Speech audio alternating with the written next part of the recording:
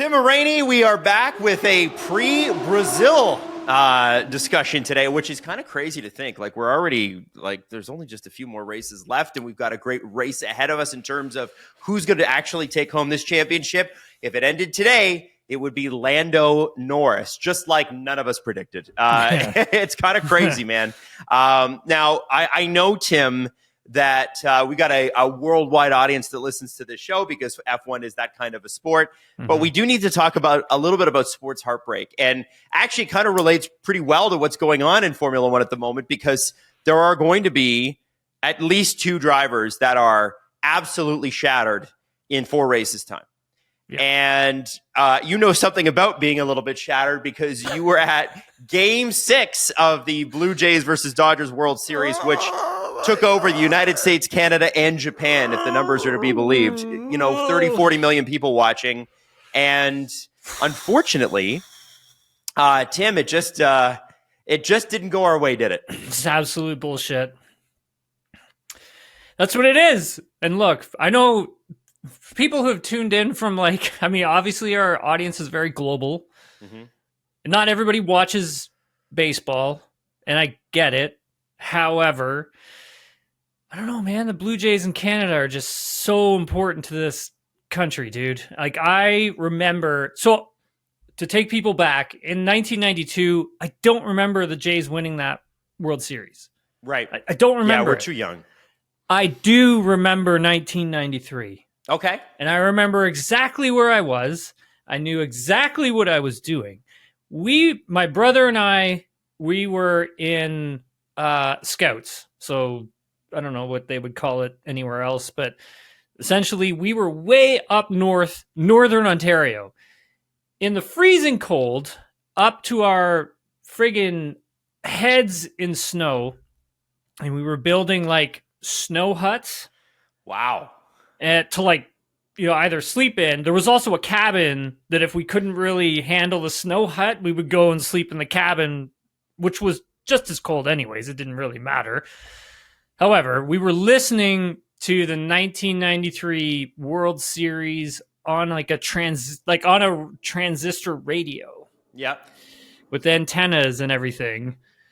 And I remember Joe Carter's home run.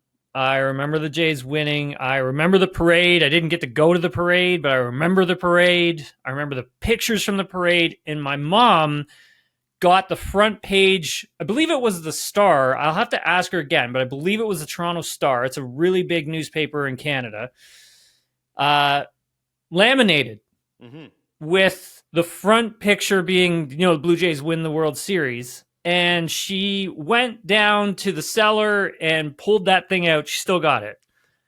And she got that laminated for my brother and I, so we could remember just how friggin' awesome that was. So for those listening and who don't know anything about baseball, that's okay. But for the Blue Jays, who is Canada's team, Toronto's team, it's been 32 years since they've been in the World Series. 32. And I think a lot of us, Adam, have been critical of this team. I, for one, have been very critical of this team for a very long time and kind of lost that passion for the team. Yeah. And the organization. And that's not for a couple years. That's for a decade or maybe 2. Okay? I remember the Edwin Encarnacion teams.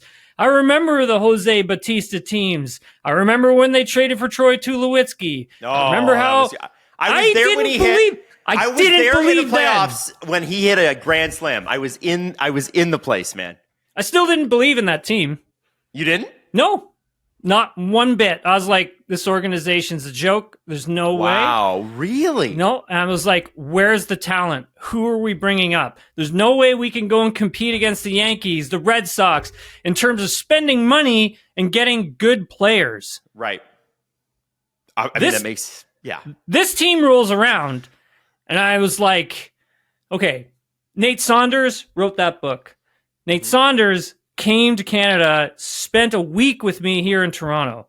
Learn about our country. What's Toronto like? He'd never been here. He'd never been further than Montreal. And I was like, well, you got to come and stay with us and whatever. I'll take you to a Jays game and it'll be cool. So we went to a Jays game. Going into the Jays game, it was the first round of the Diamondbacks playing the Jays. And I was like, dude, this team kind of sucks. And this is back in June. Okay. I'm like, this isn't the greatest team.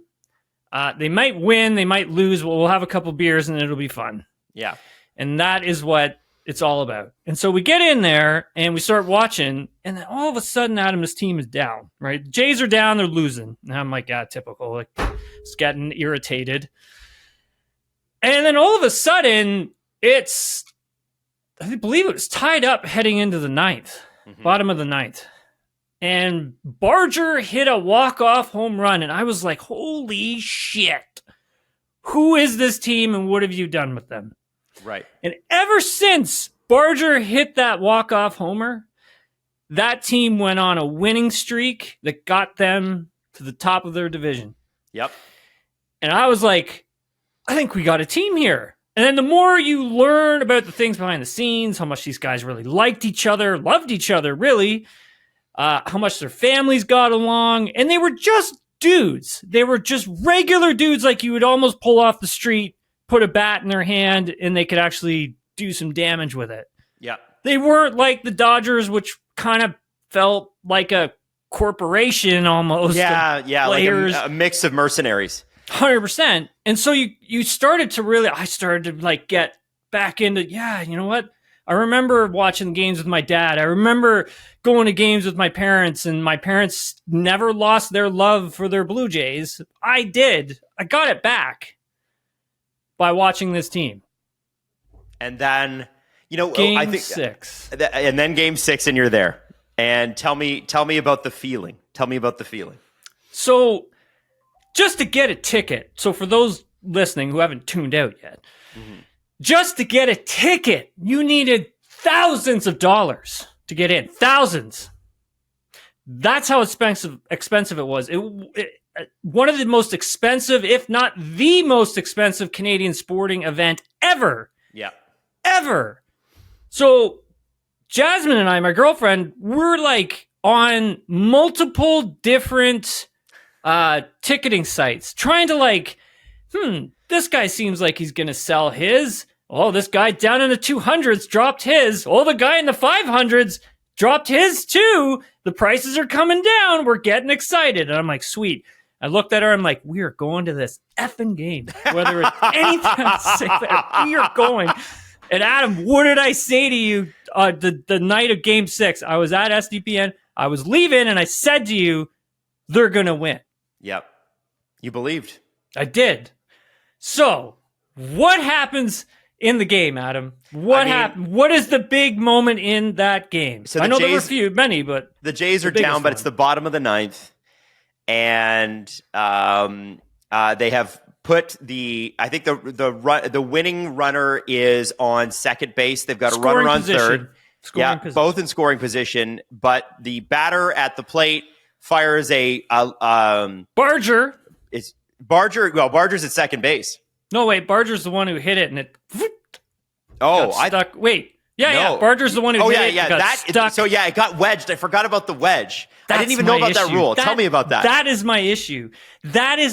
So this guy cranks one, and I'm thinking, holy shit, this is definitely going to be a double. If not, one run is going to score here. Yeah. And I was like, a run is going to score here. And the whole stadium just goes bananas. It was the loudest moment I have ever, I've been to sporting events, been to a lot of sports. I love sports, so I go to a lot of sporting events. However, that was the loudest I've ever been in like a sporting arena. I've been to the Raptors games when crazy runs happen and the fans go wild.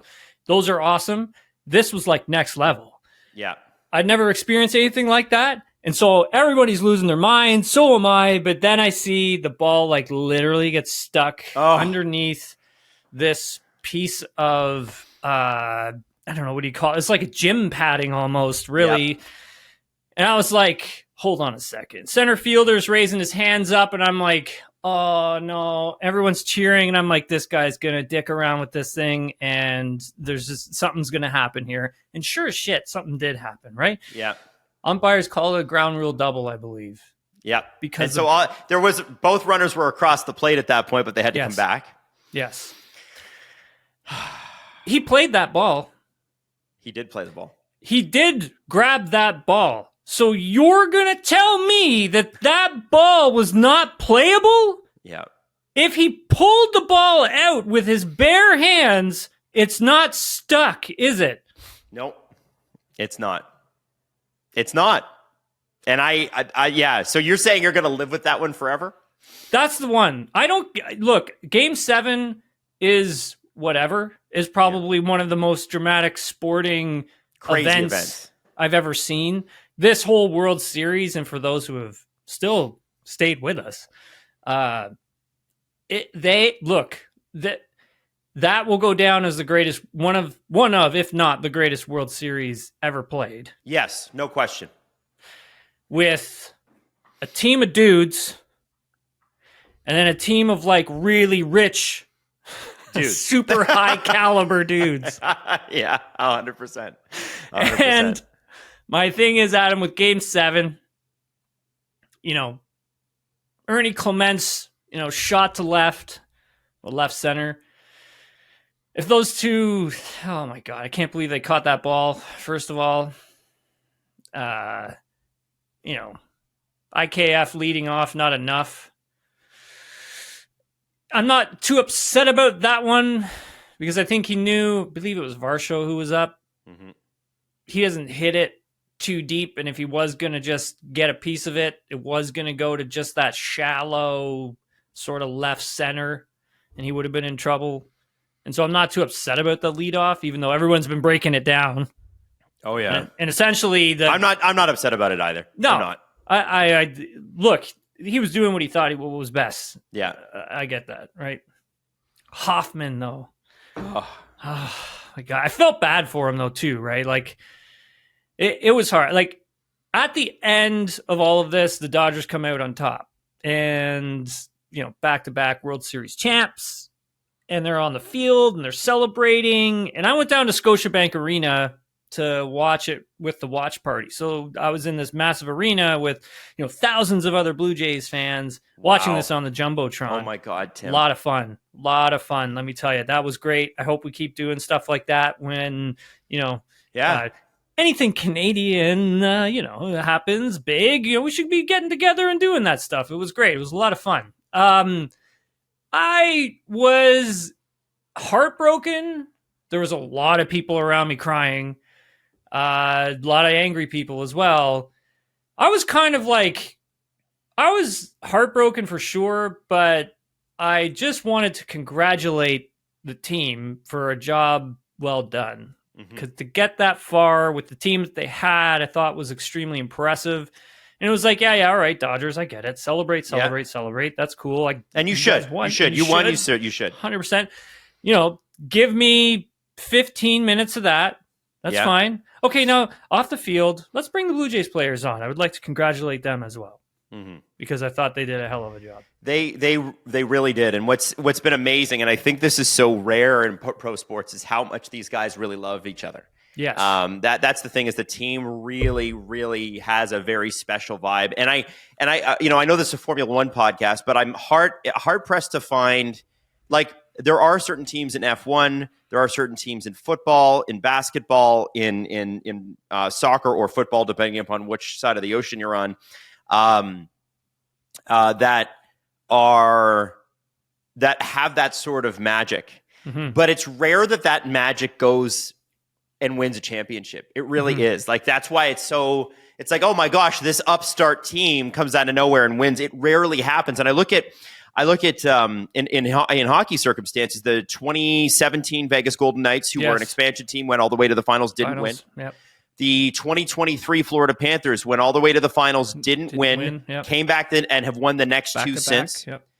And those guys, specifically the Panthers, love each other. Absolutely would die for each other. And a lot of them are getting older, a little bit more broken down. They've played a lot of games. Like, they've started this season terribly in hockey. And what I think what's interesting about it is when you have that bond and you're able to hold that together, you can go on multiple runs, even if there's a skill differential or a financial differential between you and the next team. Yes. And Tim, I'm hard pressed to find, because Formula One is so much about the team principles and the drivers.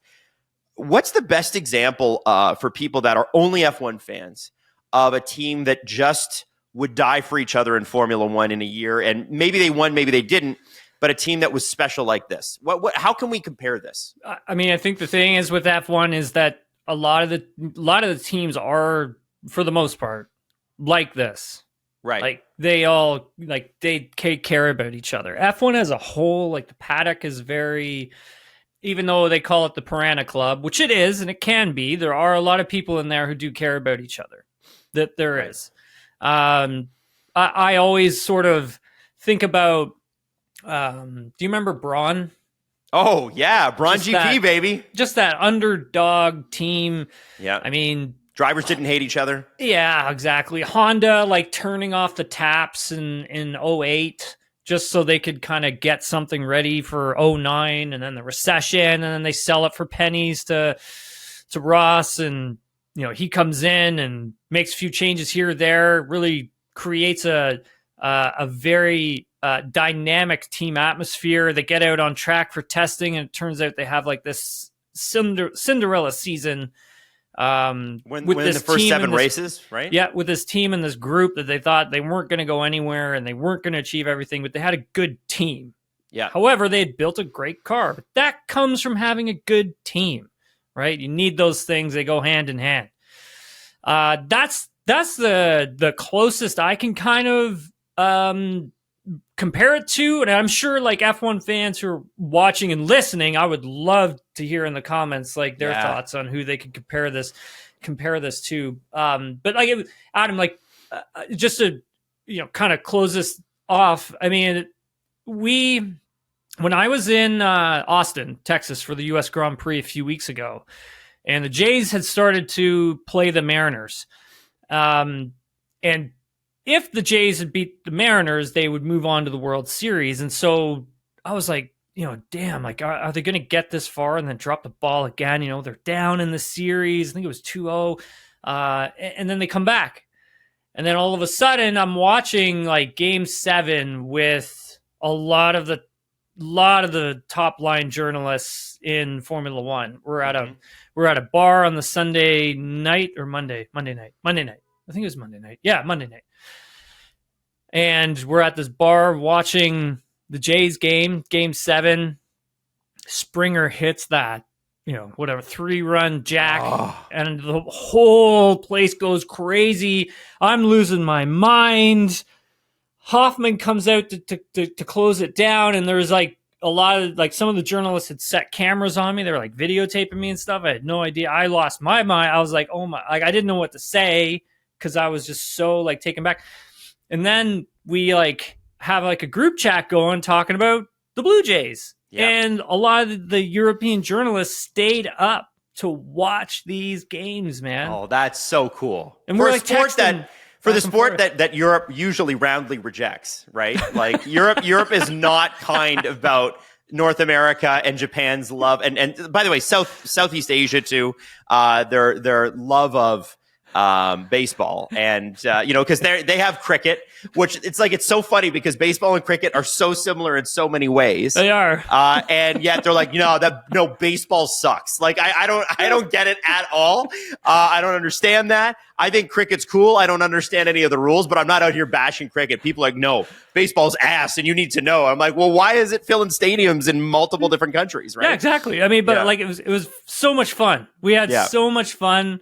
I was sharing stories, Blue Jays stories, baseball stories.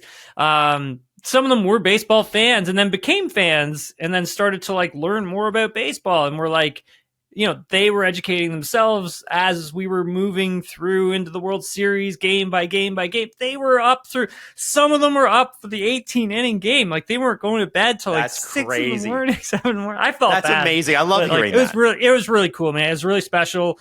It was great. It was great camaraderie. It was great to have their support. It was just nice to, I find with the F1 paddock, I don't have any cliques or anything like that. And I do my best to get along with everybody because I think that's the way it should be.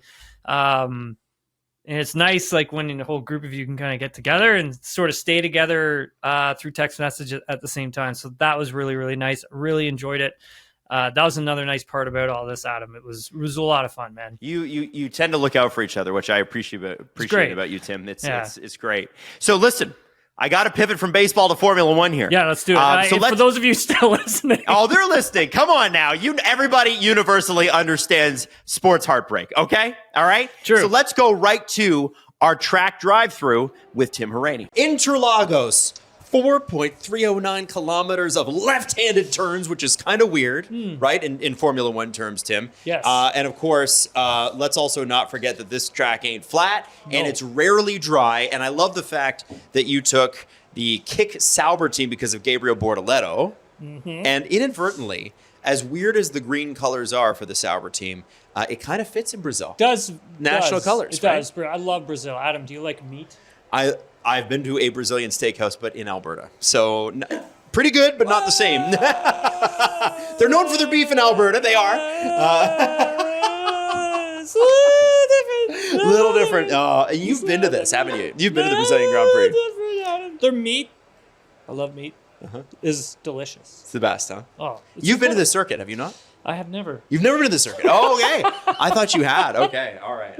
Well, listen. Never have I been here, but I know the track well. Have done it on a different type of a sim.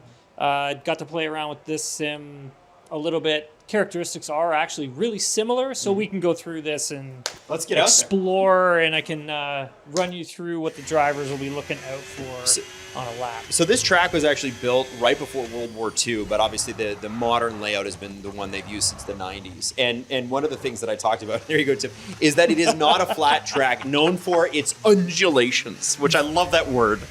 Very much. There is a lot of undulations here, Adam. This is where Fernando Alonso and Mark Webber had a massive accident back in the day. I want to say 2004, maybe? Yeah, I'm pretty sure that was the car that Mark Webber was going to give him that car, and he totaled it. He was in the Jaguar, I believe? Yeah. I believe he was in the Jaguar. Oh, he's in the Jag. Oh, not the Red Bull. Oh, okay, all right, fair enough. So, opening a lap, obviously, some of the drivers can use the right-hand side of the road here. Not many do. Yep. However, I've been using this little pole here as my braking reference. One of the things with this corner, turn one, has a lot of camber in it. And so essentially, you want to brake in a straight line as much as you can, but the front left tire, as you're sort of turning in, is going to become a little bit unloaded because of that camber that is in the corner. So it can be prone to locking a lot of the time, so something to look out for with this particular corner, especially on a push lap. And then you're sort of flat out from here on out. It's pretty straightforward stuff coming out of here. It's 4th gear, 5th gear, 6th gear, 7th gear, 8th gear through the DRS. And that sort of ends Sector 1 quite straightforward, really. As we come down here, though, to the next turn, this one's a little bit trickier.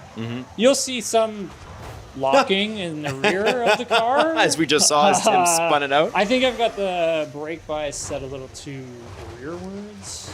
However, I just broke a bunch of signs. I'll break a few more. So for here, on a push lap, Adam, you may see some drivers sacrifice the braking zone here. Right.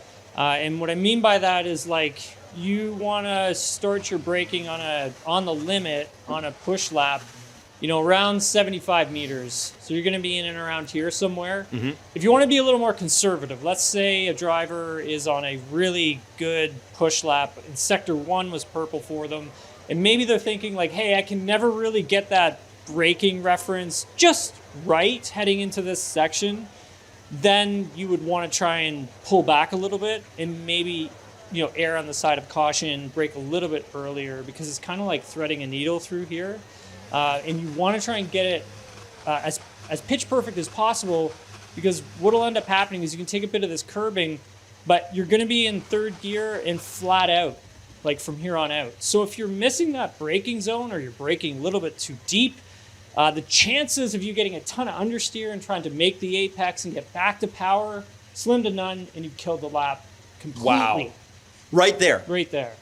Wow. So it's a very particular corner that, like I had said, it's like threading sort of the eye of the needle. It's a corner you kind of want to err on the side of caution just so you can get flat out coming out of it. And this is all straightforward. This is all flat out all the way up to 7th, maybe 8th gear if you're lucky. And this section's really high speed, so you're down into 6, you're turning in, you're back on the power, full throttle, all the way up the hill, and getting your braking right here is very important because you want to make sure you're carrying speed through the apex. Yes. And depending on what type of a setup the drivers have on the car for this section, let's say you're running a lot of downforce. If you're running a lot of downforce, then you do want to come over and start using some of this curbing.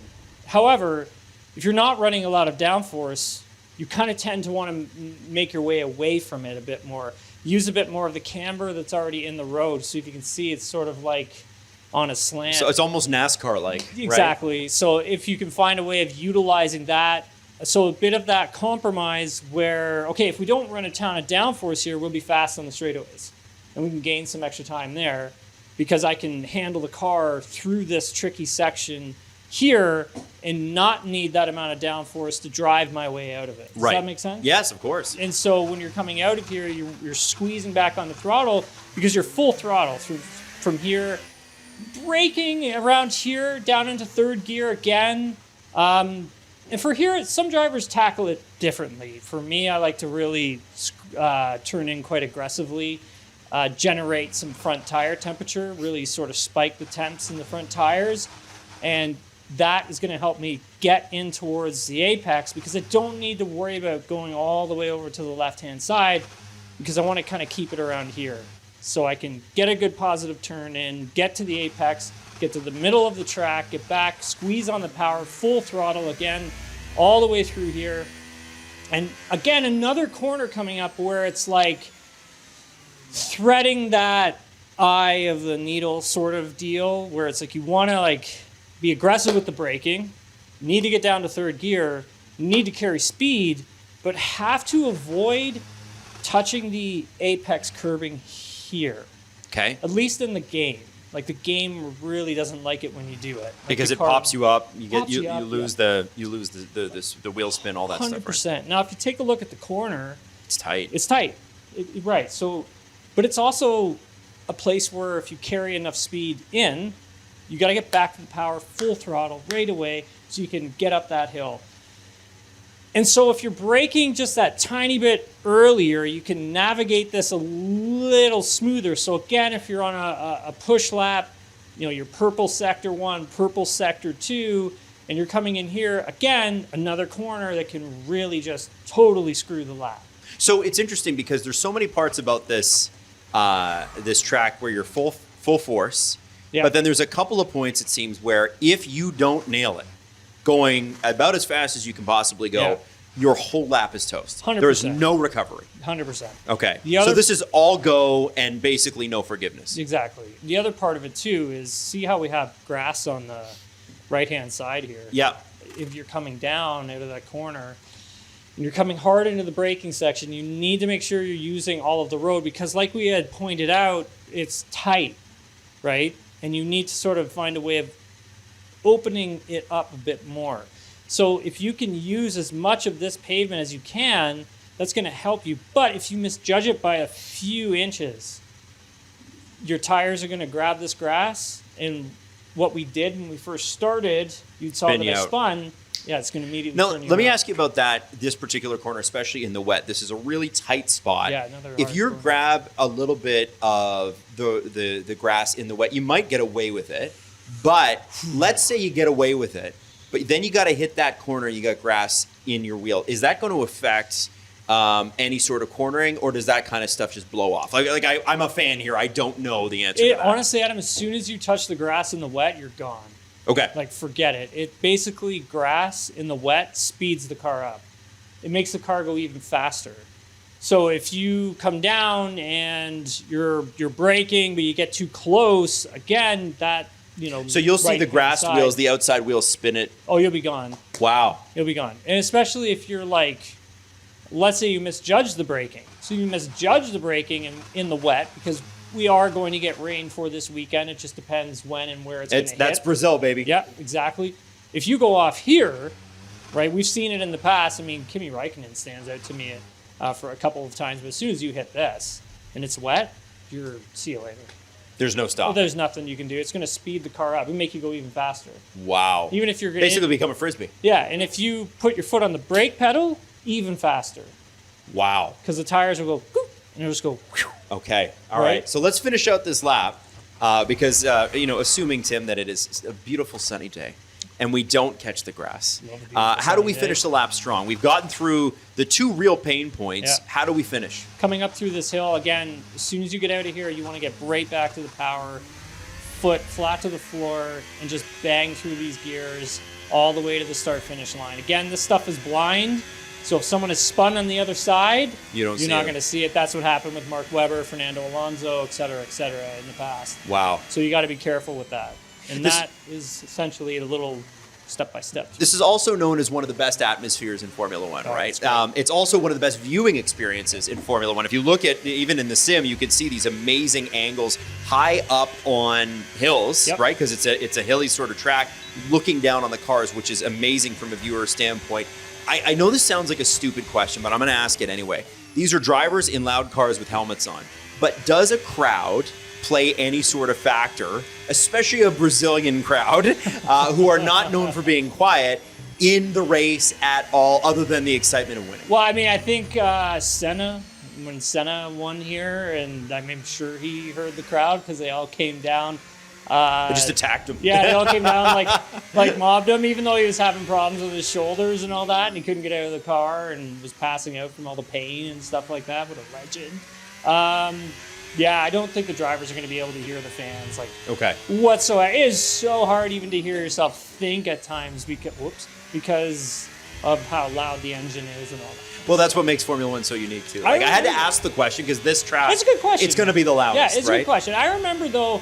So when Mark Webber retired, I don't know if you remember this, but his cool down lap, what he did was he took his helmet off and he drove. I think it was probably like from sector 3. He finally had his helmet off, and people can go and Google this or YouTube it because it's really cool. But Webber took his helmet off and he basically threw the helmet inside of his lap and he just drove around, took in the atmosphere, took in like all the wind blowing in his face, and he's like this, right? Because there's it's sort of like, yeah, of course not. At first I was like, oh, that's really great. I love you, Mark. I'm like, that must be really hard to see. Yeah, if there's any bugs like, too, God. man, watch out. But all the air, just shooting into his eyelids. I don't know how he saw anything, but it was a cool moment, cool for pictures. And I believe, if I remember correctly, he had said that the reason he did it was so he could finally feel the air in his face. There you go. Mark Webber, eternal legend of the sport. And Tim Hauraney, thank you so much for taking us through Interlagos. We're looking forward to this. It's going to be a strong, strong end of the Formula One season. Three guys in contention. 4 races left. 4 races to go. And by the way, on the rest of the podcast, we're going to get into those races because there's one that you're not quite thinking about that you should be. So Eric Von Herren, who is one of the best journalists in the sport, and you can be forgiven if you are English speaking for not knowing who he is or maybe not following him on Twitter because he's Dutch and he tweets in Dutch and he writes his stories in Dutch. But the great thing about Dutch is it can be translated. We have the technology, and if you've got Google Chrome, you can just translate his entire article. Now, not everything Dutch to English is like a direct translation, and something you need to understand about the Dutch is that they don't hold back on how they feel about anything, which is why, and I could say that I married a Dutch girl. They don't hold back ever. I could tell you that reading Max and Jos Verstappen in that context makes Max's persona a little bit more understandable because some people see him as harsh or a bit of a baby or whatever. But Max is literally just saying what he would say in Dutch. And in fact, sometimes he says more. And so sometimes it's worth going in and checking in those translations. And Jos Verstappen, as a part of this article for the Telegraph in the Netherlands, it's looking like his last race seeing Max this year will be in Brazil. And he said, it's interesting, the quote translates to, he looks with furrowed brows at the situation at McLaren. If I were Oscar Piastri, I'd be biting back hard right now. Now, Tim, is the suggestion and the inference that McLaren have not backed Piastri enough this year? Ooh, or that's good. I've heard that there's some people out there throwing around they're sabotaging his car, which I find completely preposterous. Preposterous. No, they're definitely not sabotaging his car. There's no way. I think I can see why fans would think that. And it's not that it hasn't happened. No, it's true. Look, I think it was fun. I'll give you this example. So we're in Mexico for Mexican Grand Prix. Lando Norris gets booed. Yep. Which is crazy, by the way. Exactly. And we come into the press conference room, and I had asked Max a question about the virtual safety car that came out, and was he upset? And he actually gave me a really good answer, by the way. He wasn't upset because he's gotten lucky with the safety car before in the past, is what he had told me. And then the next part of the conversation that ended up coming about was the booing towards Lando Norris. And Lando wasn't really that upset about it. He actually responded quite well, saying, hey, look, they're fans that can do what they want. If they want to boo me, they can boo me. That's fine. Of course. And then a Mexican reporter had put forth explaining why he was being booed. And essentially it came down to that race that took place at the Italian Grand Prix that I was at. And Lando, so McLaren made Oscar give up the place to Lando and gave him that extra 3 points, essentially, is what it came down to, where Mexican fans felt that Lando was being handed the championship. Right. And that Mexican fans believe that Lando should give those 3 points back to Oscar because they felt that he had taken those away from him for, no reason really, and he should be giving them back. If he did, Oscar would still be in championship lead. Yeah. Now, the other part of that is that, I went to the merch store and I was buying some Christmas presents, and I was like, why is there so much Norris gear in here? And why is there no Piastri gear? I couldn't find any Oscar Piastri gear. Because I have someone who's close to me is a big Piastri fan, and they wanted something for Christmas. I couldn't find it because it was all gone. But there was a lot of Norris stuff in there. And then I started sort of piecing everything together as to, why that was. Do I believe that McLaren is handing Lando Norris a championship? No, I don't. I think Oscar has fallen on some hard times of his own. I think we have seen, I know we have seen things like this with Oscar before in the past. If you go back to Formula 3 and how close that championship came down to the wire and him winning that, I think he's in his head a little bit at the moment. And I also think that he needs to reestablish his connection with the MCL 39. Because at the moment, he has lost it since Mexico for sure.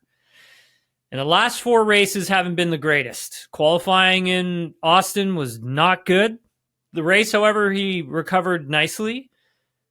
Qualifying in Mexico was dreadful. Yeah, it really was unacceptable. And Azerbaijan was a disaster. Yeah. And so I think for Oscar, who we have seen at the beginning of the season, Adam, was really strong. And, you could see it. You could see that, okay, this could actually be the year that Oscar wins this championship because he had looked so strong and nothing was getting to him. Where now I think things are starting to get to him. It seemed like he had it locked, Tim. It did. It really did, didn't it? Like I even felt like in Australia when I was watching that first race, and I was like seeing what, Oscar hanging on in the wet, dry conditions behind Lando. He was quicker. He was the faster driver, and I was like, you know what? Like, man, like I think Oscar can like take it to Lando in this championship. I really do, and I actually at that moment thought he was the better driver, and it turned out that he was for quite a few races. But Lando's really turned it on the last few races, Well, so that's going to be the question in Brazil is, can Lando Norris hold that performance? Because that's been the issue with Lando in his career sometimes, is inconsistency and deficit of confidence. When he's confident, he's about as confident as you can find in terms of a driver. But when he's not, he can't hide it, right? There are drivers that lose their confidence and then they're able to race through it. Lando's, it's very much... you just never know, right? Yeah. So do you think that that this is a track that lends itself to him? And let's factor in too, the weather is always at issue in Brazil. So, you're talking about a windy track, you're talking usually about a wet track, and you're talking about a driver that has only recently really pulled it together in Lando Norris. Do you think, Tim, this weekend he cements it, or do you think you see a comeback from Piastri? Because this is, to me, that championship really does pivot on this weekend. And if neither of them get it done, guess who's in first? Interesting that you say that, this weekend sort of pivots on all that, because, Brazil always has this way of helping us decide who is going to be world champion, doesn't it? It always comes down to Brazil for some reason. I mean, even last year, when Max did his rain dance and kicked a whole lot of ass, I think at the same time for this season, if it rains, it's Max Verstappen territory for sure. I think he'd be hard to beat. I think Lando, this is going to be his track if it stays dry. It's not supposed to be dry, Adam. It's not. But I do see Lando being the stronger driver here. The thing with Oscar is, what has he done during the downtime? Has he gone back to Mexico, sat down with the engineers at Woking, really understood what did he do wrong? What can he learn from that? I know that since the car's sliding, he didn't react well to that. Nope. Because in Mexico, you're in such high altitude, the car is like floating. He didn't feel comfortable with that. And so that is something he's going to have to learn moving forward if that's a track that he wants to do well at. Right.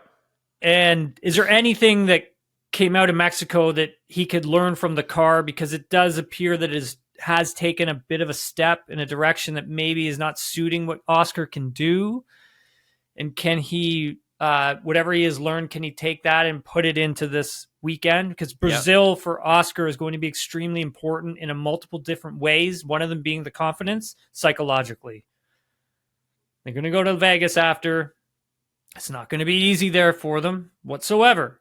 So Brazil, I think psychologically for Oscar is going to be very important for him. He is going to have to bounce back. It has to be in Brazil. Has to be. You cannot carry a lack of confidence with you into Vegas. There's just no way. So has to be a bounce back weekend for Piastri. It's a lot of pressure on him.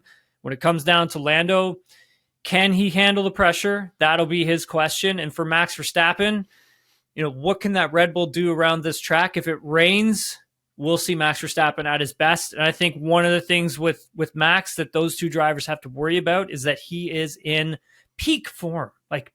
Peak. He's hasn't made a mistake, man. No. The only mistake, Adam, I would say that Max has made this season that could come back and bite him in the ass is Spain, when he crashed into the side of George Russell. Yeah. Oh, that's a good point, man. I'd even forgotten about that. That's how long ago that feels. Tim, the thing that's sticking out for me for this race too, beyond just the championship, with the drivers, is the team championship between Ferrari and Mercedes, because there's a point that separates them and nobody's talking about it. Oh, I know. And I think, it's so interesting because you would think about the driver lineups that these two teams had before the start of the season, and you're like, yeah, well, Mercedes is going to be the fourth place team. They got a rookie driver, and they got George Russell, who's consistent, but I don't know if they're going to win a lot of races. And look at what Ferrari has. Charles Leclerc, as many have pinned him as the next big one, and Lewis Hamilton, who already has been the biggest one. And, somehow, some way, Tim, Mercedes are in this with Ferrari. And, you look to Charles' performance has been pretty good. I would say Lewis Hamilton would be the first to tell you his is not, at least to his standards. I'm curious about how this race pivots that competition as well. Because I do think, Lewis is obviously like a citizen of Brazil at this point, does really well on this track, but he's not in a car that he's been comfortable with. This car is an uncomfortable car for him. And when he's like that, when he's not in sync with the car, he gets frustrated, and then he goes, he sort of has this fuck it attitude, right? And I'm curious about him being able to lock in and keep that position, because ultimately, for Ferrari's team to survive to next year, they can't lose this. Yeah. There would be firings if they go down to Mercedes. I think so too. I agree with you. I think one of the sort of saving grace in all of this is the fact that Mercedes has a rookie driver in Kimi Antonelli, and that's not me saying that Kimi Antonelli is a bad driver. I think he's very talented, but what I am saying is that's a track Kimi Antonelli hasn't been at before, so you will see some teething problems, issues with Antonelli to start the weekend. Thing with him is, can he finish strong and help the team collect points? George, for Mercedes, in my opinion, has been one of the best drivers on the grid. He's been great. He's been fantastic, and you cannot tell me I'm wrong, and you cannot prove me that I'm wrong either, because he's been fantastic. And so he's the one who's really kept them in this battle. Well, with some decent performances from Antonelli as well. I'm looking at the points right now, right? So you got Ferrari at 356, Mercedes at 355. Ferrari has 0 wins. Mercedes has 2. Okay. And they also have 9 podiums versus Ferrari's 7. But here comes Red Bull, 346 points. They're 11 behind Mercedes, 12 behind Ferrari. They have 5 wins, obviously. They have 11 podiums. And I know all of that is Max Verstappen. Oh, yeah. But more than just McLaren stopping Red Bull, Mercedes and Ferrari now need to stop Red Bull, because you can't lose to Red Bull with one driver when you've got 2 on each team. You just can't, especially Ferrari. You cannot have those optics. They're terrible. So maybe working in McLaren's favor this weekend is the fact that Ferrari and Mercedes also cannot let Red Bull get ahead like that. They can't. Even if Ferrari finishes ahead of Mercedes, if Red Bull is right there with you or they're ahead of you, forget it. You're in big shit. And I'm very curious to watch that race. I know nobody cares about it. I know even the teams, well, maybe the teams themselves and the mechanics obviously want to get their bonuses, but that race is crazy. So on both sides, we've got an unbelievable I guess on one side it's more at the top, but in the middle section, in terms of like the top 3 or 4 teams, we got an unbelievable race. It's great. Yeah, it's fantastic. I mean, those listening, watching, you may be, if you're new to Formula One or you're still getting into it, there is tens of millions of dollars that are on the line here. And prize money. A lot of prize money on the line. It's very important to these teams. They need that prize money, and they need it to help either pay down some debt, either building next year's car, or they need it for shareholders or whatever. And the likes of Ferrari doesn't look kindly when they're not at the sharp end of this Constructors Championship, either battling for the top spot or second. Everybody was nice and happy at Ferrari last year when they were fighting McLaren for that Constructors Championship all the way down to the last race of the season. And then they lost, fell to second. I saw Fred Vasseur in pit lane immediately afterwards, and he was so dejected. I took a picture. It's posted on my Instagram. If anyone wants to go back and take a look, last year's Abu Dhabi Grand Prix. That's how much this means to these people. Even though it's just like second place, it means something to them. Like, it's so important for these teams to do well in the constructor standings. If they lose a position, it's devastating. Yeah. Absolutely devastating. So, and Tim, they lose last year's constructors by, a few points. Oh, This year, they're getting doubled up. oh yeah. Like McLaren has 713, Ferrari's got 356. It's not close this year. No. But So, it is close for that's the thing. You got to take advantage of your opportunities when you have them. It is close for the guys behind them, though, right, Yeah. Adam? And like I said, there is tens of millions of dollars on the line as well. And if you can't be number one, you want to be number two. You don't want to be number three, No. or four, or five, because then the pay scale goes down, your bonuses go away, and everyone carries that into the next season where things are supposed to be positive. You're heading in a positive direction. So you want to leave the season on a positive note. It's same with the drivers. You always want to leave a race on a positive note, because if you don't, you carry it into the next race. Same with the off season. You carry shit into the off season as well. You don't want to do that. So I think it's positive, Adam, that Lewis Hamilton is starting to gain his footing with this car. Even though it's not where he wants it to be, I think he's done well to chip away at it. Yeah. And to really figure it out. I thought Mexico was turning into a good race for himself, but I was also thinking like, wow, Lewis has done a good job the whole weekend. Like he actually, I felt like that was one of his best rounded weekends of the season. Really did. Even considering the end result wasn't what he wanted, I still feel that he's closer to Leclerc. It's probably the closest he's been all season, I would say, even in race pace. And I think that's a good sign for him and the team for these last 4 races, because they're going to need him.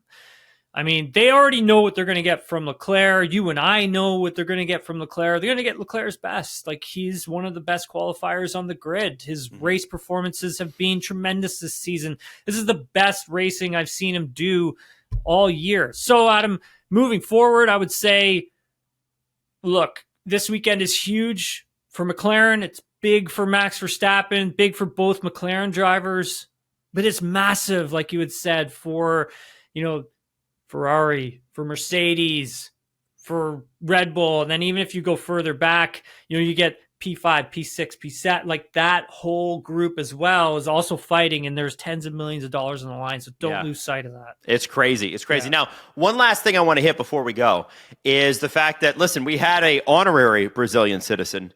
Now we have real Brazilian citizen coming to the track in Gabriel Bortoletto. And obviously he's been here before. He's raced here before, but never in Formula One. He has had some real bright spots this year. Yeah. The team that, Sauber team, this is a good way for Sauber to go out because they actually have had podiums and this is their last year. And so you kind of go, okay, and Sauber, maybe not a legendary name, but they've always been there. Yeah, 100%. So this will be the last year that the word Sauber is really kicked around. Yeah. How do you think Bortoletto does with the added spotlight of Brazil? Because it is not easy. It's an intense media market. The fans absolutely adore you. And I know he's young, but there is always a lot riding on a Brazilian driver, especially with the race history, the beautiful, rich race history of Brazil. Quick Sauber story if we have time. Give it. Yeah, we got time. Okay, Go. so when I was in Formula 4, junior level of racing, I got to spend some time with Sauber, the team, thanks to Peter Sauber. But I got to spend some time with Nick Heidfeld. This is back when Nick used to race for the team. Lovely guy. And I was just a kid. And, that time I got to spend with him and just pick his brain really quick. I've got a picture of the two of us together. That time actually helped me a lot. I was able to ask questions and things of that nature, and it was super, super helpful. So yeah, shout out Sauber because that meant a lot to me when I was just a kid. So yes, moving on to Gabriel Bortoletto, who has to me one of the stars of the season, this rookie class. Him and Behrman, Hajar, Antonelli have been fantastic to watch, and I really am excited to see where Bortoletto can take things, because I think the Brazilian fans are in for a real treat over the next 3-4 years with this driver, because he is I think he is like next level talent, and I think fans should be really excited because they've got a hell of a driver on their hands. I'm excited to see what the reaction is to him, what the turnout is like. I mean, obviously, like Lewis is going to be there, so that's going to take away That a lot always of that supercharges it. Yeah. It's going to take away a lot of that oxygen maybe that could have gone to Bortoletto, but I'll still be curious to see what the fan reaction is to him. We had Juliana Sarasoli on this podcast a few weeks ago. She was great. I'm excited to send her some text messages over the weekend to ask her like what the reception's been like for him, just so we can get an understanding. But yeah, Adam, I think this kid's a hell of a driver. He's gonna be really good, I think. Well, Tim, I'm looking forward to this weekend, and let's enjoy the last little bit of F1 that we get in 2025 with a great race, both in constructors and the actual drivers too. Really looking forward to it. Yeah, it's going to be a lot of fun. I know we got to end this thing here, but just shout out BC Lions. We got a big game. We got a big game on Saturday, Adam. What league is that? We got a big game. Never heard of them. The CFL. Come on, man. You don't watch the CFL? I watch the CFL. I don't watch the CFL. I'm not a hater, though. I'm not actually a hater. I'm not a hater. I love football. Yes. So I watch the CFL because I love football. I watch the NFL because I love football. Yeah. Love the BC Lions because they're the best. And yeah, I'm looking for Saturday afternoon, BC Lions. They're going to the Grey Cup. I'm not going to jinx them, I swear. Let's go. Are we going to do a 20-minute dissertation on Monday about heartbreak with the BC Lions too? We will. Oh, dude, I'll be devastated. It'll be another heartbreak. Another that's what I'm saying. Heartbreaking weekend. Oh my God, what have I done? No, we're rooting for the BC Lions. Listen, Tim, I have no loyalties when it comes to this stuff. My mom's an American, so I'm an NFL fan, and I only have so much time to watch so many sports. So it's going to be hockey, it's Formula One, and it's NFL for me in that order. And so I just don't have time. But you know what, Tim? I'm rooting for you, my friend. All right? Thanks, go, buddy. Tim. I appreciate that. And Saturday, we have our post-qualifying podcast. Yeah, that too. Absolutely. Tim Haraney, everybody. Thank you so much, bud. Thanks, buddy.